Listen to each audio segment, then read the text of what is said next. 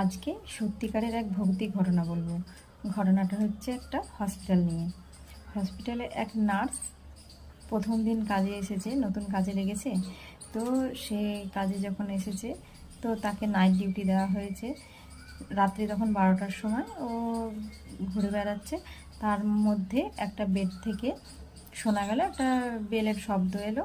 তার জন্য দেখতে গেল যে কে কল করেছে। গিয়ে দেখছে যে বেড থেকে কলটা এসেছে সেই বেডে কেউ নেই।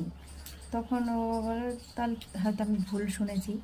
গিয়ে আবার খাতাটা দেখলো, কিন্তু যে বেডে বেলটা বেজেছিল সেই বেডে লেখা আছে ওই বেডে একজন বৃদ্ধ মহিলা ছিলেন, সে 2 ঘন্টা আগে মারা গেছে। তো তাকে নিয়ে চলে যাওয়া হয়েছে।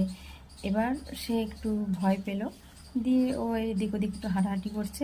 তার মধ্যে দেখছে একজন বৃদ্ধা মহিলা, সে হেঁটে হেঁটে চলে যাচ্ছে। তখন তাকে গিয়ে সুপর্ণা বলছে যে কোথায় যাচ্ছেন আপনি? তখন বৃদ্ধা পেছন ঘুরে তাকিয়ে তাকে আস্তে করে বলল, আমি আমার বেডটা খুঁজে পাচ্ছি না। তখন সুপর্ণা একটু ভয় পেয়ে যায়। তো তাকে বলল যে আপনার কত নাম্বার বেড? সে আর কিছু বলতে পারছে না। তখন সুপর্ণা খুব ভয় পেয়ে যায়।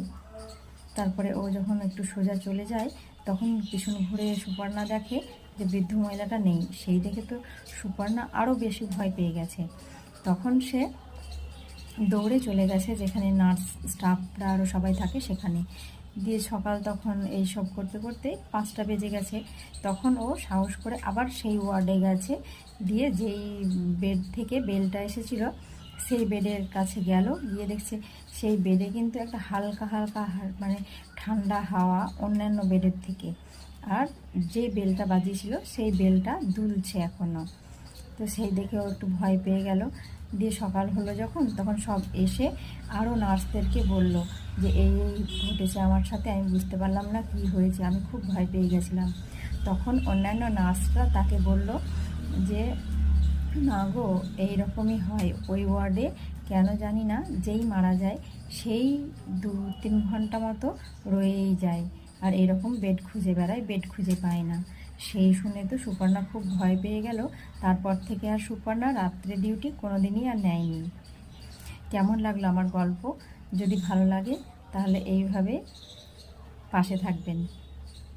আর তোমাদের যদি কারোর গল্প কিছু থাকে, সত্য ঘটনা, তাহলে বলবে, আমি এইভাবে গল্পর মতো করে বলে দেব।